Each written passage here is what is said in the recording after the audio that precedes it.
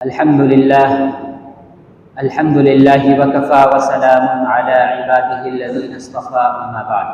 قال الله سبحانه وتعالى: أعوذ بالله من الشيطان الرجيم.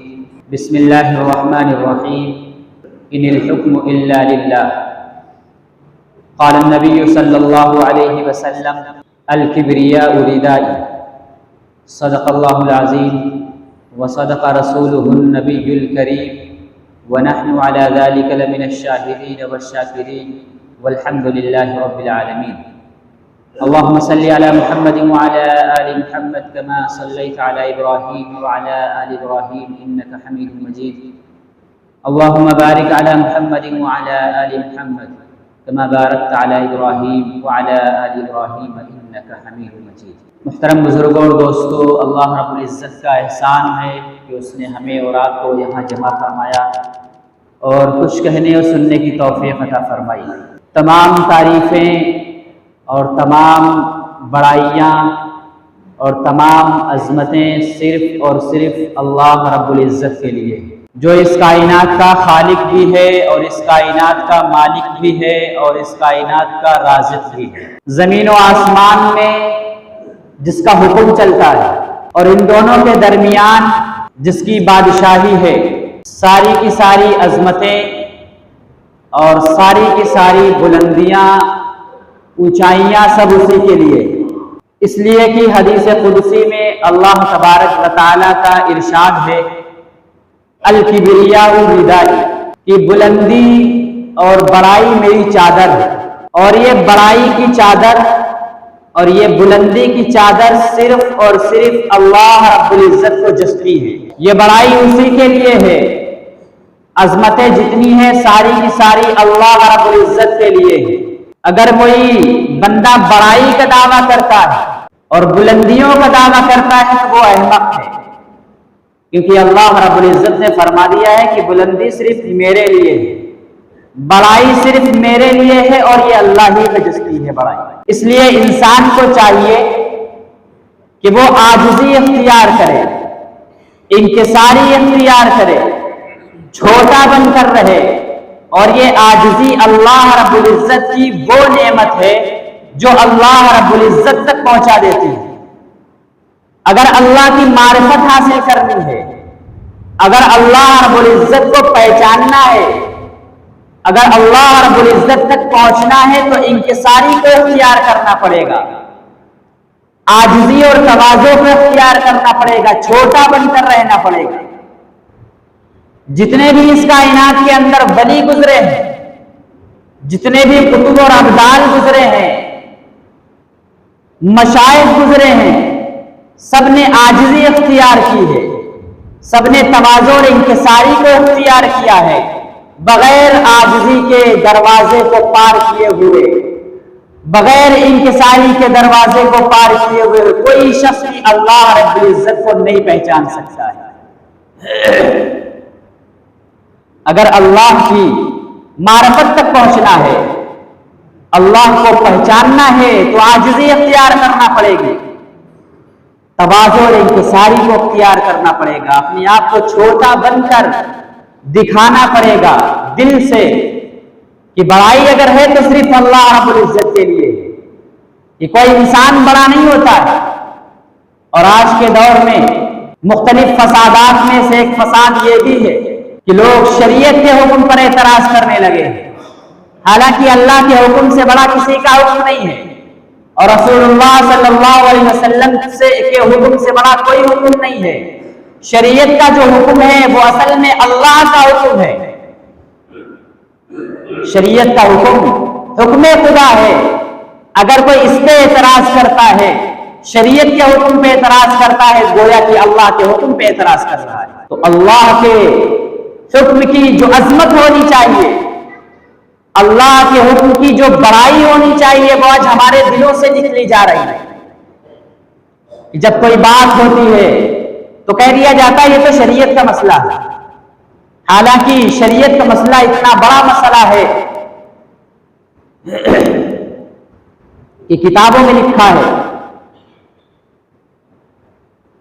مالا بدہ منہ ایک مسئلے کی بہت ہی مشہور کتاب ہے اس میں لکھا ہے کہ اگر دو شخص کوئی گفتگو کر رہے ہوں، شریعت کی بات چل رہی ہو، اور اس میں سے ایک کہہ دے کہ یہ شریعت کی بات ہے، اور دوسرا کہہ دے ارے یہ شریعت کی بات ہے، اس کو ہٹاؤ پیچھے، اس کو پرے رکھو، تو فقد کفر، اس نے کفر کیا، وہ کافر ہو گیا۔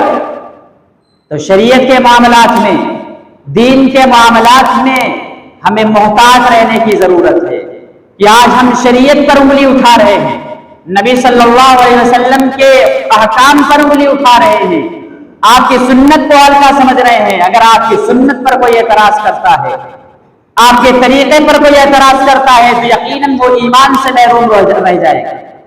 جس نے کلمہ پڑھا ہو لا الہ الا اللہ محمد رسول اللہ، اور اس نے یہ کہا ہو کہ قبلت جمیع احکامہ، کہ ہم نے اللہ کے تمام احکام کو قبول کر لیا ہے، تو اب سوال کرنے کی گنجائش نہیں ہے، اب پوچھنے کی گنجائش نہیں ہے کہ شریعت میں ایسا کیوں حکم دیا گیا ہے، اللہ نے ایسا کیوں حکم دیا ہے۔ اب یہاں پر مہر لگ گئی کہ اب تم سوال نہیں کر سکتے ہو، اب تم پوچھ نہیں سکتے ہو کہ اللہ نے شریعت میں ایسا کیوں حکم نازل کیا ہے۔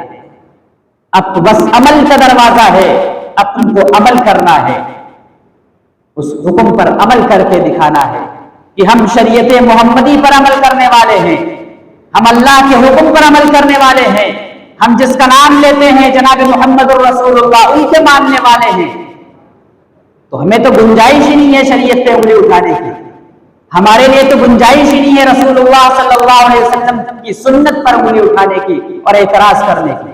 آج کل نوجوانوں میں بہت بڑی بیماری ہے کہ شریعت کی جب باتیں ہوتی ہیں تو انگلی اٹھائی جاتی ہے، کہیں سنت پہ اعتراض کیا جاتا ہے، کہیں شریعت پر اعتراض کیا جاتا ہے، کہیں صحابہ کی شان میں گستاخی کی جاتی ہے۔ وہ صحابہ جن کو اللہ تبارک و تعالیٰ نے قرآن مجید کے اندر ان کی شان بیان فرمائی ہے، اصحاب النجوم فبأیہم اقتدیتم اہتدیتم، کہ ہمارے صحابہ تو ستاروں کے مانند ہیں، تم کسی بھی اقتدا کر لو گے تو کامیاب ہو جاؤ۔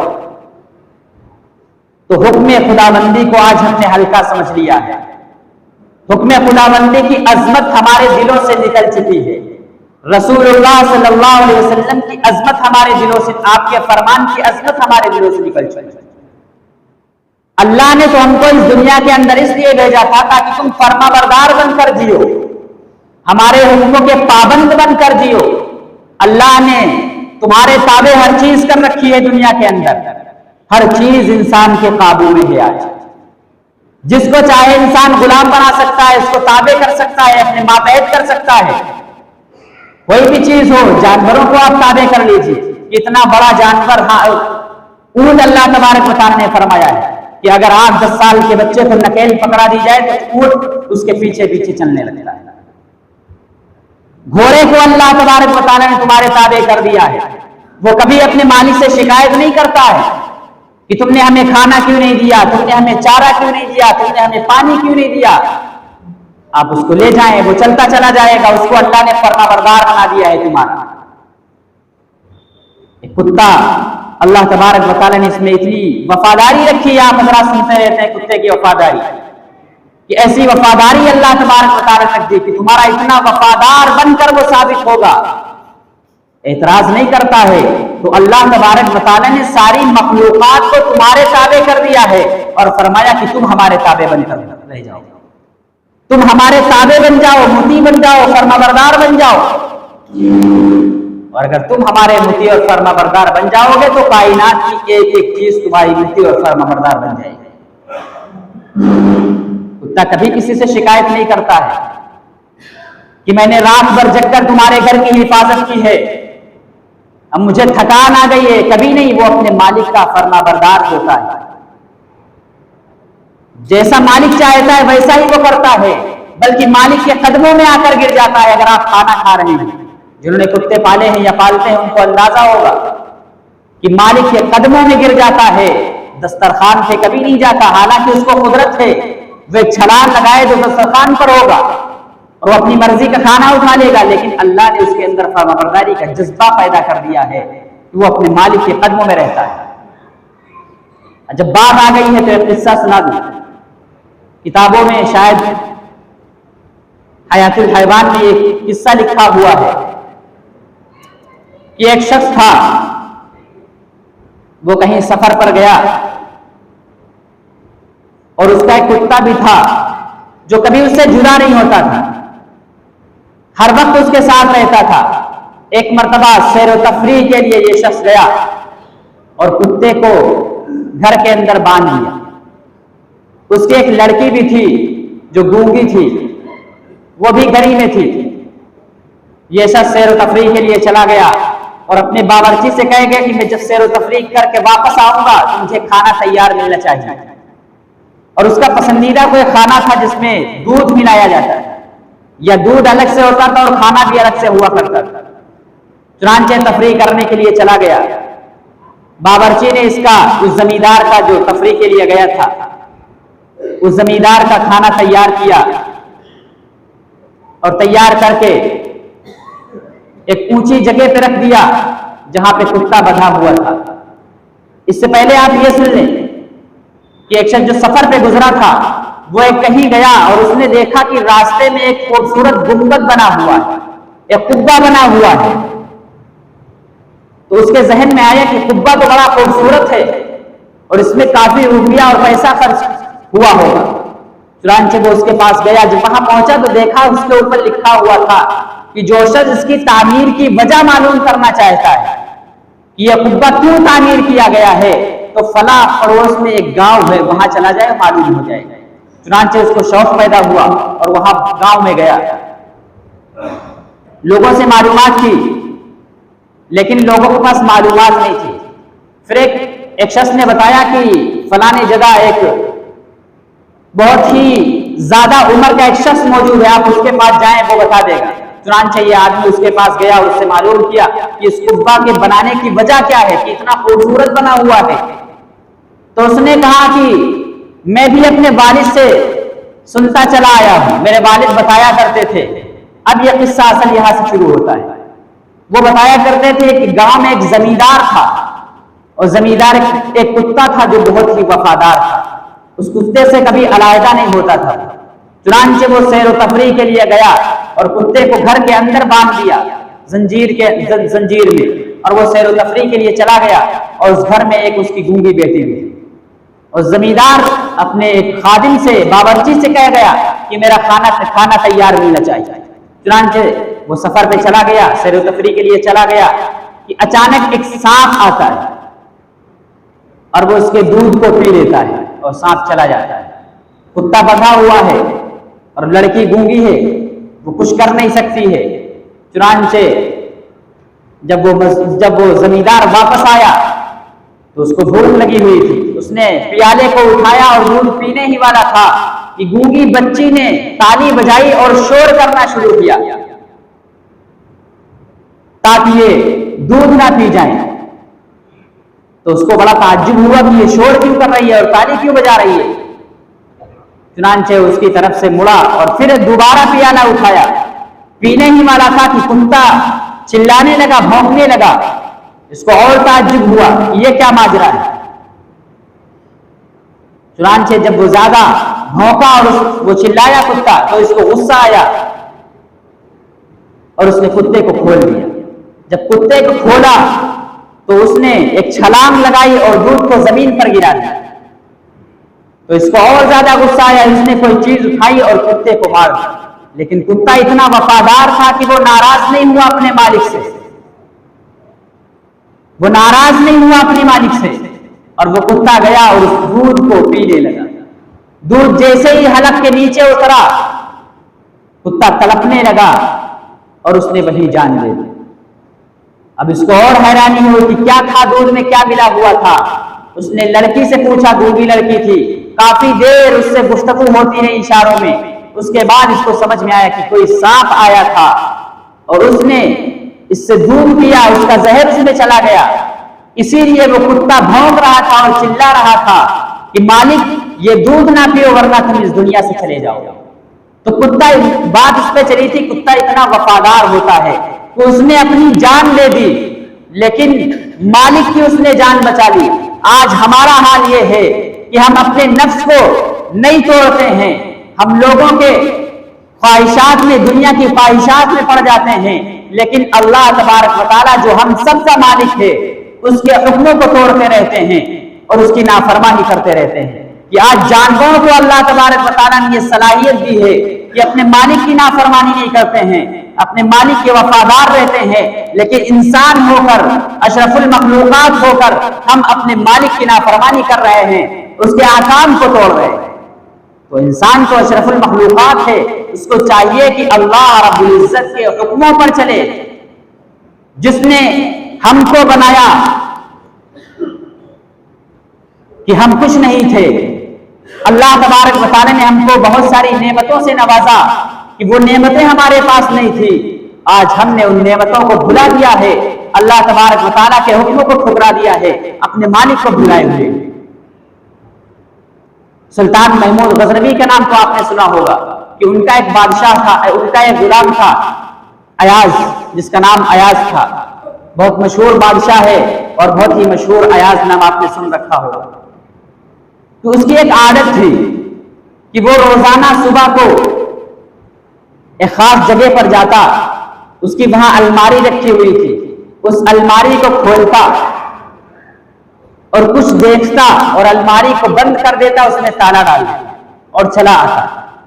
بادشاہ کے جو مقربین تھی، یہ بھی مقرب، بادشاہ کا یہ بھی بہت مقرب تھا، چہیتا تھا، بادشاہ کے جو اور بھی مقربین تھے وہ اس ایاز سے جلتے تھے کہ کوئی ایسا واقعہ پیش آ جائے، کوئی ایسی بات پکڑ میں آ جائے کہ بادشاہ اس کو اپنے دربار سے نکال دے، کیونکہ بادشاہ کی توجہ اس کی طرف زیادہ تھی۔ تو لوگوں نے، یعنی ان کے مقربین نے یہ خبر پہنچائی بادشاہ کو کہ بادشاہ سلامت، مجھے لگتا ہے کہ آپ کے خزانے کی کوئی قیمتی چیز ہے جو ایاز کی الماری میں بند ہے، اور ایاز اس کو روزانہ صبح دیکھتا ہے، اس میں تالا ڈال دیتا ہے، کسی کو دیکھنے نہیں دیتا ہے، شاید کہ آپ کے خزانے کی کوئی قیمتی چیز ہوگی، آپ اس کی تلاشی لیں۔ تو لوگ آپس میں باتیں کر رہے ہیں کہ آج تو ایاز یہاں سے بھگا دیا جائے گا۔ بادشاہ سلامت کو جب یہ خبر پہنچی تو اس نے ایاز کو بلایا اور ایاز سے کہا کہ میں نے سنا ہے کہ تمہارے پاس ایک کوئی خاص الماری ہے۔ اس نے کہا ہاں الماری ہے، کہ اس میں تم تالا بھی لگائے رکھتے ہو؟ اس نے کہا تالا پڑا رہتا ہے، اور تم کسی کو دیکھنے بھی نہیں دیتے ہو؟ اس نے کہا ہم دیکھنے بھی نہیں دیتے ہیں۔ تو کہا کیا ہے؟ تو اس نے چابی پکڑا دی اور فرمایا بادشاہ سلامت آپ ہی کسی کو لگا دیجئے کہ ہماری الماری دیکھ لے، چیک کر لے۔ بادشاہ سلامت نے ایک بندے کو بلایا اور اس سے کہا کہ الماری لے آؤ یہاں۔ وہ الماری جب لے کے آیا، اس کا جب تالا کھولا گیا تو اس کے اندر کیا ملتا ہے؟ ایک پرانا جوتا، ایک پرانا کرتا اور ایک پرانا تہبند یعنی لنگی۔ بادشاہ نے کہا اس میں تو کوئی خاص چیز نہیں ہے، کیا اور چیز بھی اس کے اندر ہے؟ تلاش کیا، کچھ بھی نہیں ملا۔ تو ایاز کی طرف بادشاہ متوجہ ہوا اور کہنے لگا کہ اس میں کیا خاص چیز ہے؟ تو ایاز نے کہا کہ بادشاہ سلامت یہی تو میرے لیے سب سے قیمتی چیز ہے۔ بادشاہ نے کہا یہ کون سی قیمتی چیز ہے؟ کہ پرانے جوتے ہیں، پرانا کرتا ہے، پرانا تہبند ہے۔ تو ایاز نے کہا کہ بادشاہ سلامت یہی تو میرے لیے سب سے قیمتی چیز ہے۔ جب میں پہلی مرتبہ آپ کے دربار میں آیا تھا تو یہی میرے پاس جوتے تھے، انہی جوتے کو میں پہنے ہوئے تھا، اور یہی کرتا پرانا تھا اور یہی تہبند پرانا تھا، میں وہ پہن کر آپ کے دربار میں آیا تھا۔ لیکن آپ کے دربار میں آنے کے بعد، آپ کی خدمت کرنے کے بعد، آپ کا قرب حاصل کرنے کے بعد، آپ نے جو مجھے عزت دی ہے، آپ نے جو مجھے مخصوص بنایا ہے، آپ نے جو میرا اپنا مقرب بنایا ہے، یہ اوقات تھی کہ میرے پاس یہ تینوں چیزیں تھی پھٹی پھٹائی، لیکن آج وہ عزت آپ نے دی ہے۔ تو میں جب روزانہ اس الماری کو کھولتا ہوں اور دیکھتا ہوں تو میرے دل میں یہ جذبہ پیدا ہوتا ہے اور میں سوچتا ہوں کہ میری کیا اوقات تھی کہ پرانا جوتا ہوا کرتا تھا، پرانا کرتا ہوا کرتا تھا، پرانا تہبند ہوا کرتا تھا۔ تو میں اپنے نفس سے کہتا ہوں کہ ایاز تم اپنی اوقات کو نہ بھولنا، تم اپنی اوقات کو نہ بھولنا کہ تم بادشاہ کے جب دربار میں آئے تو کیا تھے اور آج بادشاہ کے دربار میں کیا ہو گئے ہو۔ تو علامہ رومی رحمۃ اللہ علیہ آگے لکھتے ہیں کہ آج انسان کو اپنی اوقات نہیں بھولنی چاہیے کہ انسان کیا تھا، ایک پانی تھا گندا، ایک قطرہ تھا گندا، اللہ تبارک و تعالیٰ نے اس سے تم کو پیدا کیا ہے، اور جب تم پیدا ہوئے تو کسی اپنے آپ کچھ کر نہیں سکتے تھے، بلکہ دوسروں کا سہارا تھے کہ دوسرے نے تم کو نہلایا ہے، دوسرے نے تم کو صاف کیا ہے، دوسرے نے تم کو کھانا کھلانا سکھایا ہے، دوسرے نے تم کو چلنا سکھایا ہے، ایک ایک پل کے لیے تم محتاج تھے، اور آج تم کو اللہ تبارک و تعالیٰ نے صحیح سالم بنایا ہے، اللہ تبارک و تعالیٰ نے تم کو یہ نعمتیں عطا فرمائی ہیں، تو تم اپنی اوقات کو بھول گئے ہو۔ تو علامہ نور المی رحمۃ اللہ علیہ اس واقعے کو لکھنے کے بعد فرماتے ہیں کہ انسان کو کبھی اپنی اوقات نہیں بھولنی چاہیے۔ انسان کو جو اللہ تبارک و تعالیٰ نے دیا ہے وہ بہت کچھ ہے، اللہ تبارک و تعالیٰ کی نعمتوں کو استعمال کرتے ہوئے اس کی اللہ تبارک و تعالیٰ کی تعریف بیان کرتے رہنا چاہیے، اس کا شکر ادا کرتے رہنا چاہیے۔ اس لیے اللہ تبارک و تعالیٰ نے ہمیں اس دنیا کے اندر بھیجا ہے تو اپنی فرما برداری کے لیے بھیجا ہے، اپنا ماتحت بنا کر بھیجا ہے۔ تم ہمارے احکام کے پابند رہ کر اس دنیا کے اندر زندگی گزارو۔ وآخر دعوانا الحمدللہ رب العالمین۔ جنہوں نے سنتیں نہ پڑھی وہ سنتیں ادا کریں۔